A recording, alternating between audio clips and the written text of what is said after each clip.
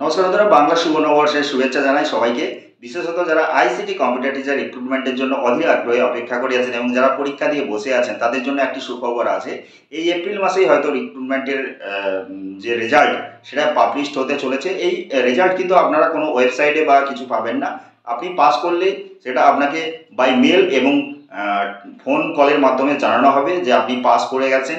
এরপরে যেটা প্রসেস, একটা ট্রেনিং নিতে হয়, অর্থাৎ স্কুলনেট বা নার্লেট, যে স্কুলগুলিতে একটা করে কম্পিউটার টিচার বা ইনস্ট্রাক্টর অলরেডি আছে, তো সেই স্কুলগুলোতে হাজারের ওপরে বেশি স্টুডেন্ট থাকলে সেই স্কুলগুলোতে আবার নতুন করে আইসিটি ইনস্ট্রাক্টর নিয়োগ হচ্ছে।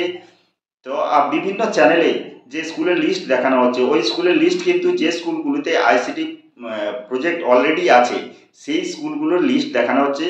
কিন্তু তার মধ্যে যে স্কুলগুলিতে হাজারের বেশি স্টুডেন্ট আছে সেই স্কুলগুলিতেই কিন্তু আইসিটি ইনস্ট্রাক্টর নতুন করে নিয়োগ হবে। যারা পরীক্ষায় পাস করবেন তাদেরকে বাই মেল এবং ফোন কলের মাধ্যমে জানানো হবে এবং পাস করার পর আপনাদের একটা ট্রেনিং হয় 1 সপ্তাহের। সেই ট্রেনিংয়ের পর আপনাদের স্কুলে রিক্রুটমেন্ট বা নিয়োগ দেওয়া হয়। তো এজেন্সি এটা নিয়োগ করছে। তো এটা কিন্তু পরবর্তীকালে কি হবে সেটা পরের বিষয়, কিন্তু বর্তমানে আপনারা কিন্তু এজেন্সির মাধ্যমেই নিয়োগ পাবেন। সেটা স্কুলনেট বা লার্নেট যে এজেন্সি পরীক্ষা নিয়েছে তাদের মাধ্যমেই নিয়োগ পাবেন এবং স্যালারি প্রায় 8,000 টাকার মতো হলে গ্রস স্যালারি আপনারা হাতে কেটে কুটে 7,000 সামথিং টাকা পান। তো 7,200 সামথিং। তো এইরকম ভিডিও কিন্তু আগেও আমরা আমাদের চ্যানেলে আপলোড করেছি, সেই ভিডিওগুলিতে গিয়ে ডিটেলস জেনে নেবেন।